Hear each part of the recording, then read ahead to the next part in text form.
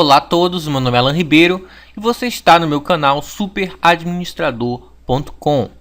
E hoje eu vou te ensinar vários tópicos da administração científica, aqueles que são os mais importantes, bem como os principais autores dessa teoria da administração, da teoria clássica da administração, ok? Eu sou, até o momento, estudante do 6º semestre da Universidade Federal do Pará, de administração, e com certeza esse é um curso que eu considero maravilhoso. E eu espero que você também esteja considerando assim, ok? Então vamos começar a entender essa questão da administração científica, certo? Primeiramente, o que é a administração científica? Bom, ela é uma abordagem teórica da administração, aonde ela foi criada por engenheiros, cientistas e administradores. E o foco da administração científica está na melhoria da eficiência do trabalhador e na administração do trabalho. Ok, Alan, não estou entendendo nada. Muito bem, eu quero que você pense no seguinte. Eu quero que você pense que existem muitos temas que podem ser abordados cientificamente, como por exemplo, química, física, a matemática, né? E mais uma série de outros temas como medicina, biologia, que são métodos, né? Que são maneiras de se fazer algo, de se estudar científica. Como por exemplo, um médico não chega para abrir um corpo, uma pessoa, para operá-la do nada. Aquilo ali, aqueles procedimentos já foram comprovados, já foram estudados cientificamente, já tem métodos muito bem definidos para aquele comportamento. Então, o que vem a ser a administração científica? Vem a ser uma tentativa de aplicar a ciência na administração, de uma forma que tudo que venha a ser feito na administração venha a ser transformado num método. Um método que vai fazer com que o trabalhador produza mais. Um método que vai focar no trabalho em si. Por exemplo, se um pedreiro ele vai fazer uma parede, o que ele faz? Ele pega o tijolo, ele coloca o tijolo, faz o cimento, coloca o cimento na parede, vai colocando um tijolo em cima do outro. A questão é o seguinte, ele tem um trabalho para fazer. Só que esse trabalho, se ele for fazer por conta própria, ele vai levar em consideração suas próprias intuições, seu conhecimento e tal. Mas se aquele movimento, se aquele trabalho dele, o trabalho em si, de colocar tijolos um em cima do outro, foi estudado cientificamente, é possível desenvolver um método muito eficiente que fará o trabalhador produzir muito mais e criar um muro muito mais alto do que o que ele criaria sem método nenhum. Ok? Então, é mais ou menos isso que a administração científica vem dizer. Ela vem tentar fazer com que as pessoas, com que os trabalhadores, funcionários, principalmente os funcionários das fábricas de produção, viessem a trabalhar de maneira mais produtiva, né? Fazendo uso de métodos e movimentos que foram padronizados para que aquilo pudesse acontecer, para que pudesse ser feito de uma maneira melhor, de uma maneira aonde eles conseguissem fazer mais, certo? Então, é mais ou menos por aí que começa a funcionar a administração científica, uma tentativa de colocar a ciência na administração. E o seu principal pensador foi um cara chamado Frederick Taylor. Então, esse cara aqui é o Frederick Taylor, né? O conhecido como o pai da administração científica. E daqui a pouquinho eu digo, daqui a alguns segundos, eu vou te explicar o que esse cara fez para ser chamado desse jeito, para ser reconhecido desse jeito. Então vamos lá. Muito bem. Então, o Frederick Taylor, ele é conhecido como pai da administração científica e ele se empenhava em compreender o trabalho. Quer dizer, tudo que você faz na sua empresa, você tem ali uma determinada rotina, mas principalmente dentro das fábricas, que foi onde esse cara mais atuou, existiam trabalhadores específicos que faziam determinadas coisas, como por exemplo, um cara ali que só ficava ajudando a embalar os produtos, e outro que ficava enroscando as porcas em determinadas peças. Existia uma determinada divisão do trabalho e essa divisão não estava tão clara e o trabalho não estava tão lógico para aqueles que o faziam. De maneira que quem fazia determinado trabalho fazia com a sua intuição, com que achava daquilo ali até então. Então esse cara ele falou o seguinte: eu vou compreender o trabalho de cada trabalhador e vou arrumar uma maneira desse cara fazer esse trabalho de uma maneira mais eficiente. Então ele buscava otimizar a produtividade do trabalhador, fazer com que ele produzisse mais. Se ele compreendesse o que aquele cara fazia, estudasse aqueles movimentos que ele fazia no trabalho dele, então ele poderia fazer o funcionário produzir bem mais. Ele iria aumentar a eficiência, porque se o cara trabalhasse, produzisse mais, o prêmio da empresa seria que os trabalhadores seriam mais eficientes, certo? Então, ele dizia o seguinte: essa é a única maneira correta de administrar, de se fazer os funcionários trabalharem bem. Se eu conseguir entender o que esse cara faz e conseguir otimizar o trabalho dele de uma maneira que ele faça mais, então essa é a única maneira correta que pode ser feita. E esse cara não confiava nos trabalhadores. Ele dizia o seguinte: os trabalhadores são preguiçosos, precisam ser supervisionados. Ele cunhou um termo chamado soldering. E esse termo diz o seguinte: vagabundagem. Quer dizer o seguinte, que se você deixa o trabalhador sozinho, sem controle, ele falava isso. O Frederick Taylor falava isso. Então, esse trabalhador, ele não vai fazer o que poderia ser feito. Esse cara não vai produzir bacana, ele vai ficar vagabundando, ele vai procurar outra coisa para fazer e isso vai afetar a produtividade e a eficiência da organização.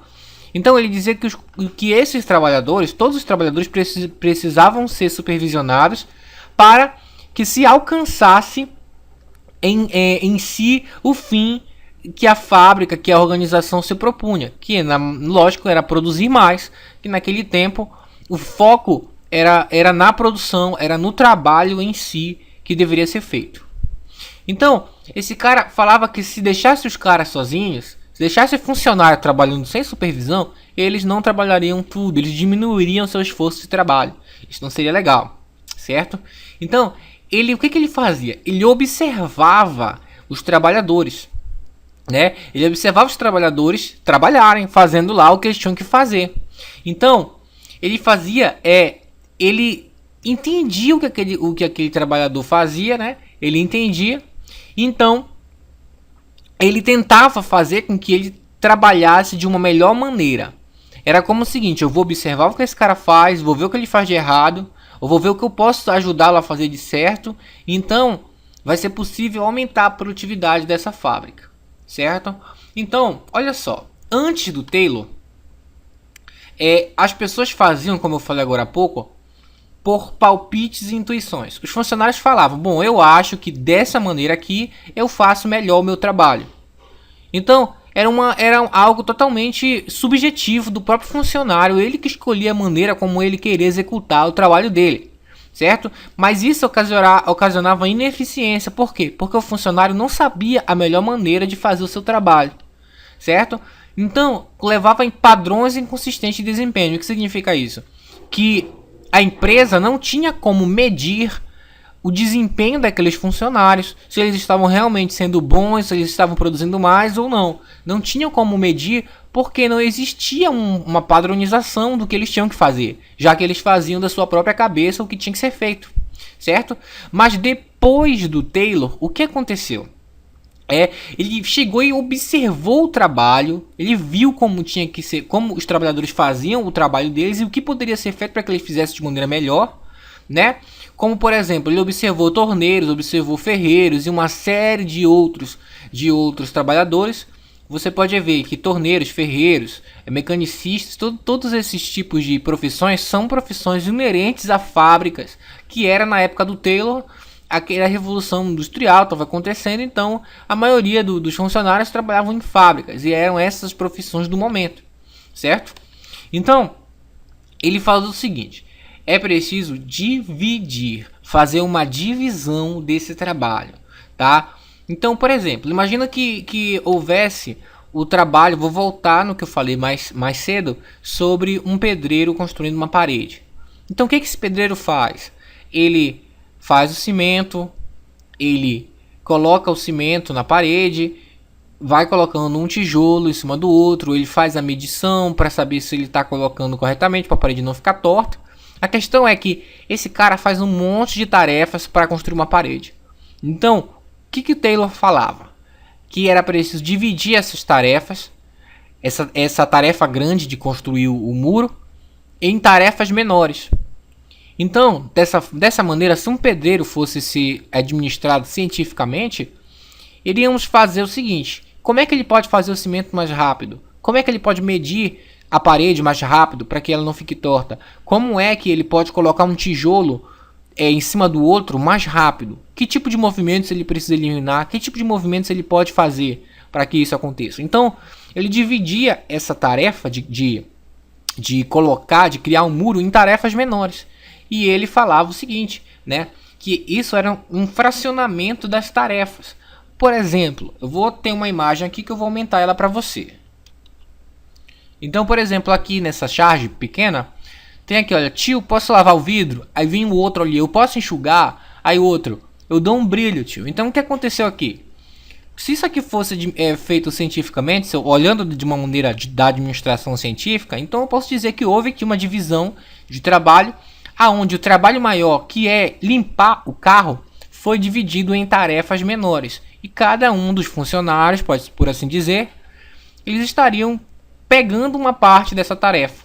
E logicamente que 3 pessoas, cada uma especializada em um determinado tipo de serviço, como por exemplo lavar, enxugar e dar brilho, vão fazer isso mais eficientemente do que uma pessoa só para fazer tudo. Por quê? Porque cada um vai se especializar naquilo e cada um vai ter determinado movimento para fazer aquilo. Então, o cara que lava o vidro, ele faz determinados movimentos que o cara que enxuga não vai fazer. E a mesma coisa que o cara que dá brilho, que o garotinho ali que vai dar o brilho, tá? Então essa charge aqui, eu acho que essa charge aqui ela é uma crítica, né? Ela é uma crítica às crianças e tal, mas isso aqui não tem nada a ver com a nossa aula, então não vou nem comentar. Eu só estou usando aqui em termos de que você entenda como é que funcionava essa questão da divisão de tarefas, dividir uma tarefa maior para tarefas menores, certo? Então, nesse caso, olha só, havia um fracionamento da tarefa, certo? Então esse fracionamento da tarefa, ele falava o seguinte, que isso era uma unidade básica de trabalho. Ele dividia, vamos pegar uma tarefa maior e vou dividir aqui em várias tarefas menores, e essas tarefas menores, elas são as chamadas unidades básicas de trabalho, certo? Então, ele estudava essas unidades básicas de trabalho, ele estudava essas tarefas menores, de maneira que ele tentava fazer o seguinte: como é que eu posso fazer com que esse cara faça a tarefa mais rápido? E vamos imaginar que existissem, por exemplo, um cara para colocar um muro, criar um muro numa parede, né? Aliás, criar um muro numa parede não, construir um muro. Ele tinha que fazer determinados movimentos, como eu já citei anteriormente.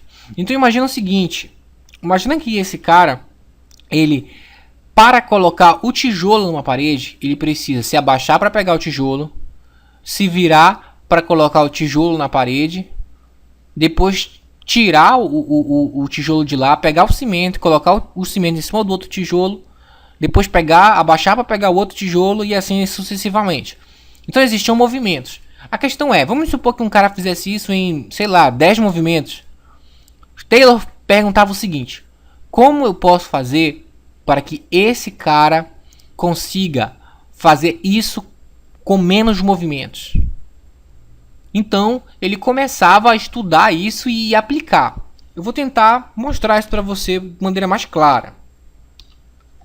Então, eu peguei essa foto aqui da internet, tá, de um cara construindo aqui uma parede. Eu vou analisá-lo de maneira como a administração científica faria, ok? ok? Que é o que Taylor falaria para esse cara. Então olha só, veja o seguinte, que aqui nós temos os tijolos, certo? Tem um carrinho de mão e tal, e tem aqui a base do cimento, entre outras coisas, e ele está levantando ali a parede. Presta atenção, se ele quiser colocar mais uma fileira de tijolos bem aqui, o que ele vai precisar fazer?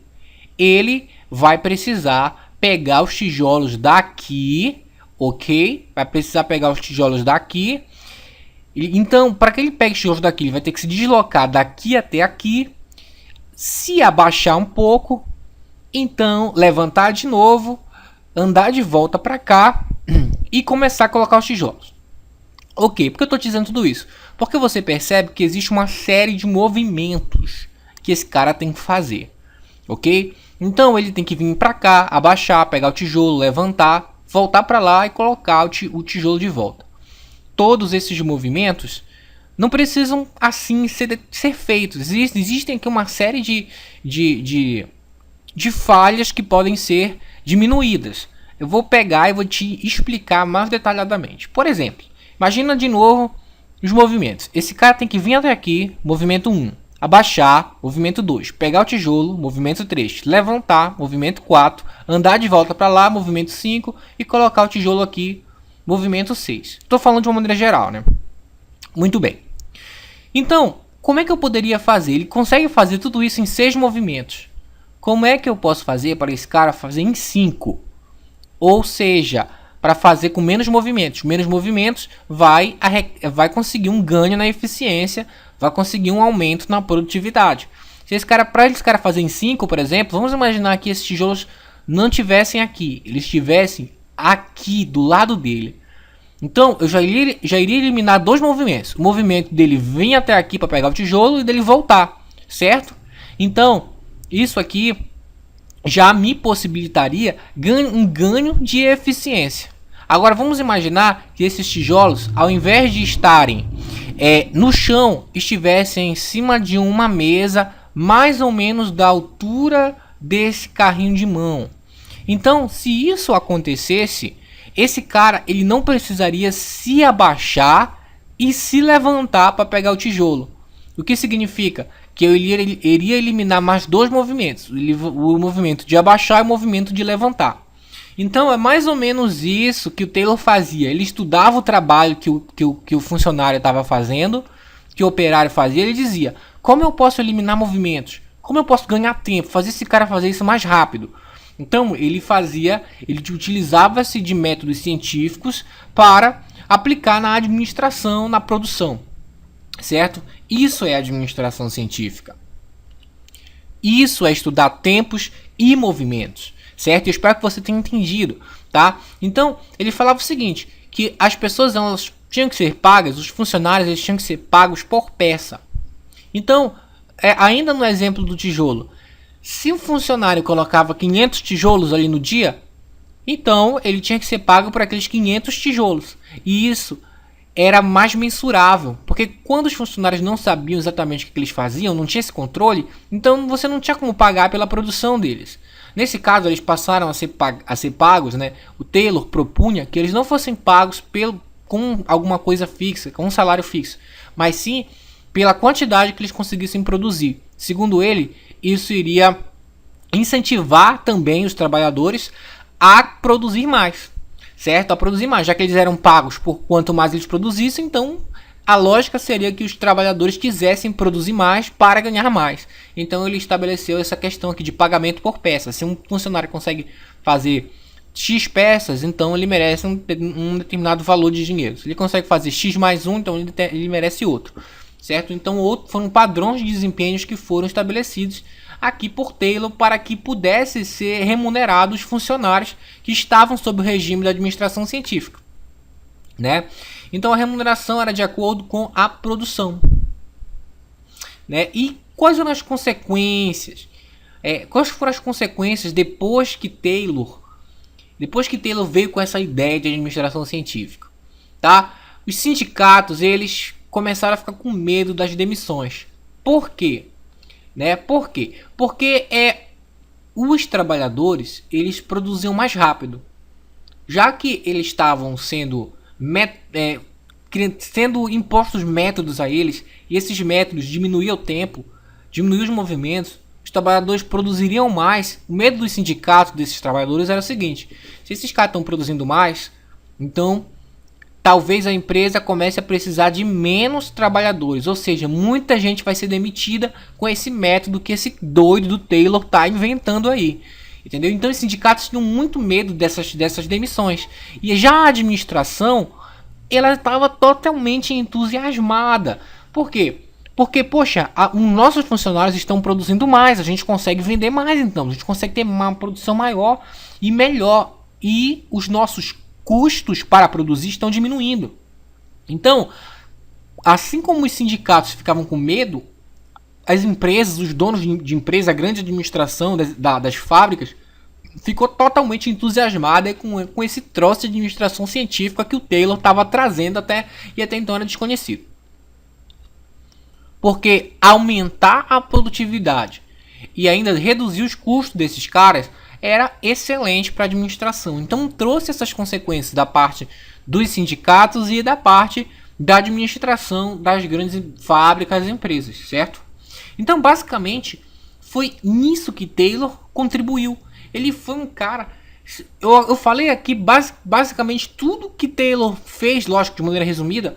Uma das coisas mais importantes para você entender qual foi o papel desse cara na administração científica, certo? Taylor foi extremamente importante, considerado o pai da administração científica, escreveu um livro sobre isso, fez fábricas, pegou fábricas que estavam indo à falência e transformou essas fábricas de uma maneira que elas saíram da falência, que elas cresceram, justamente aplicando essa administração científica, certo?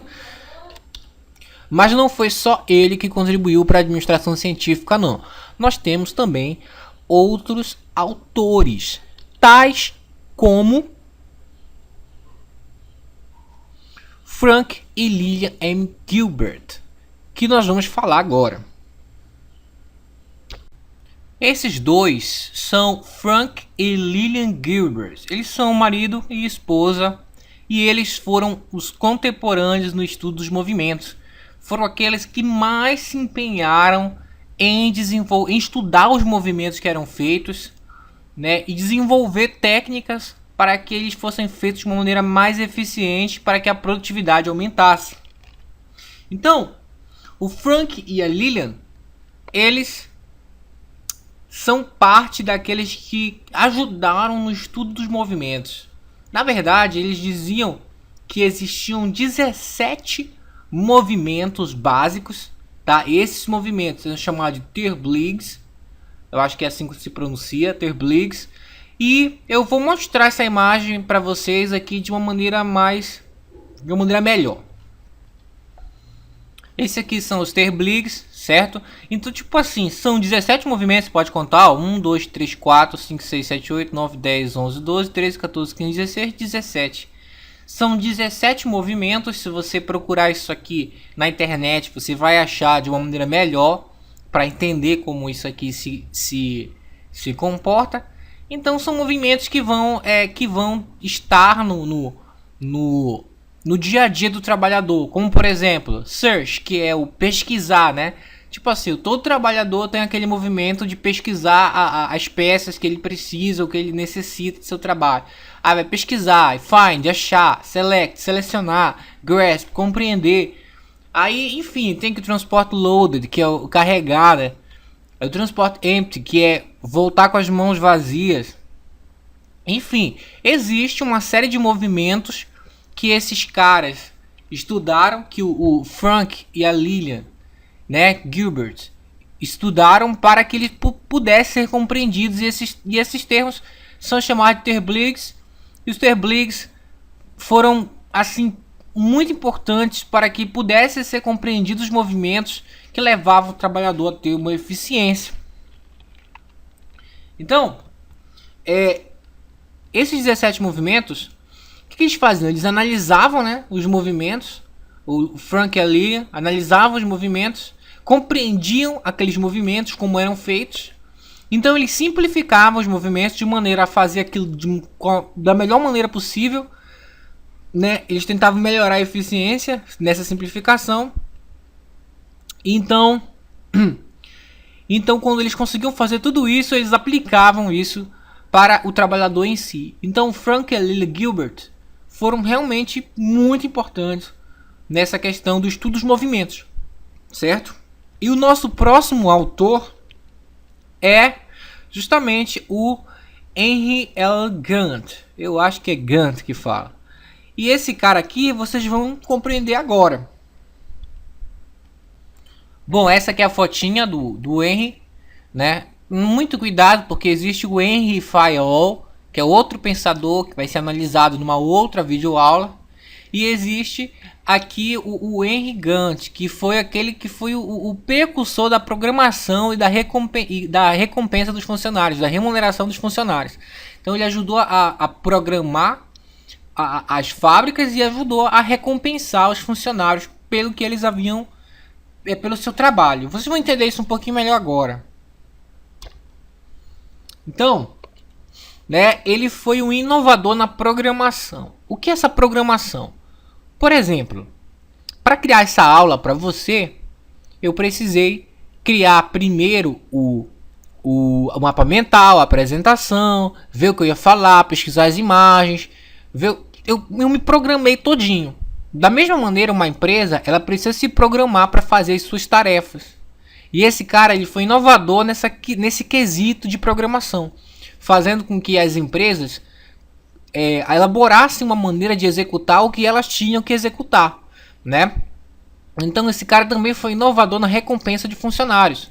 Ou seja, o funcionário que conseguia executar, produzir determinada quantidade, esse funcionário merecia um bônus, certo? Ele dizia que ou você espera demais dos funcionários, ou você espera de menos. Se você não tivesse um padrão para ver o que era o equilíbrio entre esses dois, você iria se tornar ineficiente. A empresa iria se tornar ineficiente, certo? Então, ele precisava estabelecer esse padrão de eficiência para que conseguisse com que uma empresa desse o seu melhor. Se você esperasse demais dos funcionários, eles não iam conseguir. Tipo assim, você põe uma meta muito elevada para um funcionário. Você é funcionário, tem que produzir 1000 peças por dia, por exemplo. O funcionário não ia dar conta, era esperar demais dele. E se você esperasse de menos, o funcionário tem que produzir 5 peças por dia. Então esse cara não ia dar o seu melhor, certo? Então esse cara ele teve algumas ideias muito importantes nesse quesito, né? O Henry Gantt. E ele dizia que essa espera demais, esse desequilíbrio, né, ou espera de menos, causava ineficiência dos trabalhadores. E era preciso que as empresas estabelecessem padrões realistas, quer dizer, o que estava realmente dentro do que poderia ser feito por aqueles funcionários, por aquela organização, né? E ele elaborou o gráfico de Gantt. Eu vou melhorar para vocês esse gráfico aqui. Esse aqui é o gráfico de Gantt, tá? Tá em espanhol, mas não tem problema. Foi o que eu achei na internet bacaninha para te mostrar. Então, ele tem aqui as tarefas, ok? Tem aqui o prazo, certo? E tem aqui o tempo de duração que justamente está anexado a esse prazo aqui. Por exemplo, era preciso fazer uma tabela, que é o chamado gráfico de Gantt. Você pode fazer isso no Excel também, tá? Então, por exemplo, aqui, uma empresa específica, você colocava todas as tarefas da empresa. Aqui, ó, investigação de mercados. Quanto tempo eu vou demorar investigando o mercado? 2 semanas. Então, eu risco aqui, azul, 1 e 2. 2 semanas que eu vou demorar. Aqui, constituição da empresa. Há quanto tempo? 3 semanas. Então, eu risco aqui, azul, 3. Né? Aí, execução, enfim, tem um monte de coisa aqui. Que cada coisa dessa é uma tarefa, né? E essas tarefas, elas têm determinado tempo para ser feito. E elas precisam estar dentro do gráfico para que isso fique bem programado. E nessa programação, eles conseguem ter o melhor rendimento, uma melhor eficiência dentro da organização. E era isso que esse cara pregava, né? Era isso que esse cara pregava. Então, ele dizia que os funcionários precisavam ser incentivados, certo? Porque se eles fossem incentivados da maneira correta, eles produziriam mais, né? E ele dizia que era preciso dar um bônus por produção, certo? Olha só, eu quero que você entenda o seguinte, tá? Lembra quando eu falei do Taylor? O Taylor, ele dizia que os funcionários tinham que ser pagos por peça. Produziu 100 peças, então paga o equivalente a 100 peças. Esse cara falava o seguinte, então, além das 100 peças que esse cara produziu, ele vai ser pago por isso, mas ele também tem que ser pago com um bônus a mais por ter batido a meta. Então, por exemplo, a meta é produzir 200 peças. Então, se esse cara produzir as 200 peças, ele vai ganhar o equivalente às suas 200 que ele produziu e mais um bônus por ter alcançado essa produção, certo? Então, ele foi inovador nessas duas partes, na programação e na recompensação, na recompensa, né? Dos seus funcionários, dos trabalhadores, dos operários, ok? Então, basicamente, do Henry Gantt é isso, né? Uma das coisas que você tem que lembrar bastante é esse gráfico de Gantt, tá bom? Procura na internet, vê alguma coisa a respeito disso que é muito importante, certo? E o nosso último autor é a Mary Park Fuller. A Mary Park Fuller, ela foi inovadora, ela foi uma pioneira naquela questão de solução de conflitos. Então, por exemplo, toda empresa ela tem seus conflitos entre os próprios funcionários, conflito entre chefe e subordinado e tal. Então essa mulher, tá? Ela foi pioneira nessa questão da solução de conflitos. E lógico, o que se pode pensar? Essa questão de solução de conflitos, ela é algo, apesar de estar aqui fazer parte da administração científica, mas ela é algo puramente comportamental, né? Ela começou a analisar essa questão aí de comportamento e como você pode perceber, uma mulher iniciou justamente essa questão aí de elaborar maneiras de solucionar conflito entre os trabalhadores dentro das fábricas. Logicamente, tinha que ser uma mulher, né? Porque as mulheres são bem melhores nessas questões de gerenciamento de conflito. Então ela foi pioneira nessa questão de solução de conflitos, né? Ela elaborou um método de colaboração para a solução dos problemas que aconteciam dentro daquela empresa, dentro daquela fábrica.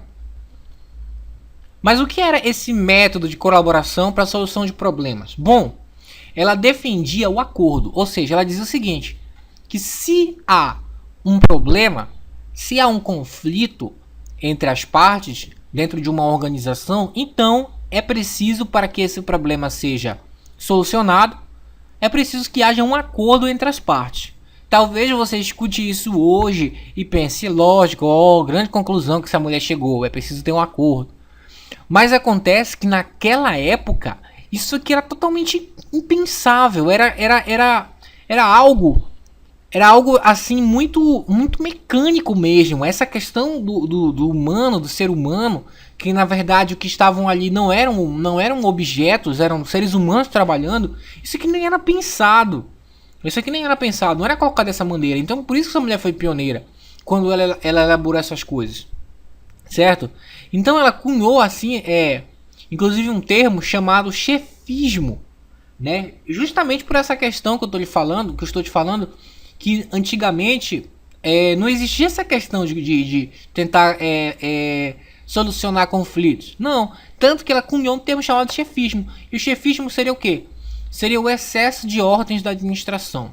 Ela dizia que os administradores não poderiam dar ordens em excessos para os seus funcionários, né? Porque o funcionário, ele é um ser humano, certo? Ele é um ser humano.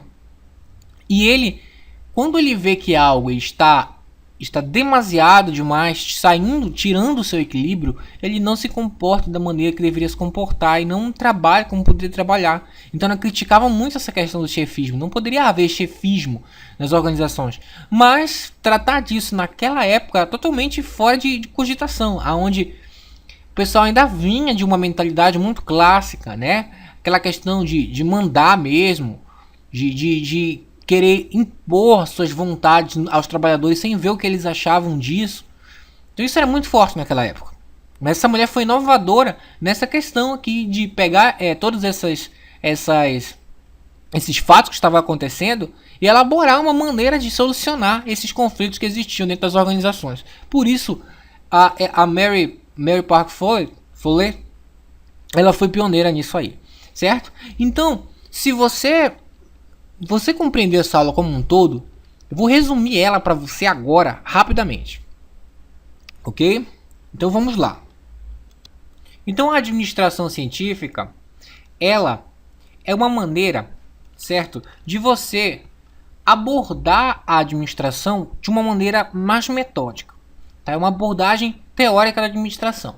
Ela foi criada por engenheiros, cientistas e administradores que você conheceu, que foram esses, principalmente esses autores aí que eu lhe falei, né? E o foco dela era justamente melhorar a eficiência do trabalhador e fazer uma administração do trabalho em si, não da parte humana, mas da parte mecânica da coisa.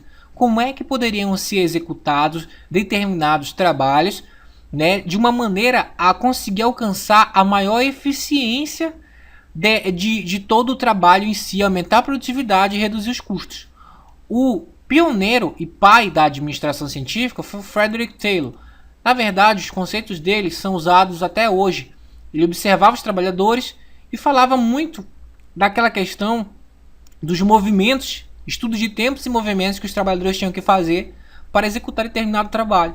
Ele observava e tentava elaborar uma maneira de fazer que os trabalhadores fizessem aquele trabalho de uma maneira mais eficiente. Ele defendia que os trabalhadores precisavam ser supervisionados, porque se deixassem eles a soltos, eles não conseguiriam fazer o que deveria ser feito, eles iriam relaxar. Esse foi o termo que ele cunhou, chamado soldering, que significa vagabundagem, ou seja, se você deixa os trabalhadores à solta, eles vão diminuir o esforço para produzir o que eles precisam produzir, né? Depois nós tivemos a Lillian e o Gilbert, a Frank e a Lillian Gilbert, desculpa, que foram pioneiros nos estudos dos movimentos e que encontraram 17 movimentos principais em tudo que era feito e chamaram esses movimentos de Terbligs, que você viu muito bem quais são os Terbligs durante a aula. Inclusive você pode procurar uma imagem dessa muito melhor que essa na internet para ver se você consegue entender melhor essa questão, né? Depois nós tivemos aqui o Henry L. Gantt, que foi pioneiro e inovador na programação. Ele dizia como as fábricas deveriam se comportar, certo? Em termos de programação e como deveriam recompensar os funcionários para que eles pudessem produzir mais. E falava da questão dos bônus e que assim, se você esperasse demais dos trabalhadores ou esperasse de menos, iria causar ineficiência da organização, certo? E também nós tivemos a Mary Parker Follett. Essa mulher foi pioneira na solução de conflitos e ela cunhou o termo chefismo para justificar que havia um excesso de ordens muito grande dentro da administração e que isso era prejudicial à organização. Ok? Então, eu espero que você tenha gostado dessa aula da administração científica. E se você gostou, abaixo desse vídeo você vai encontrar um link onde você pode clicar e baixar uma série de documentos, arquivos, mapa mental, áudio, livro escaneado, uma série de coisas para você estudar mais administração, ok? Então clique no link abaixo desse vídeo e até a nossa próxima aula.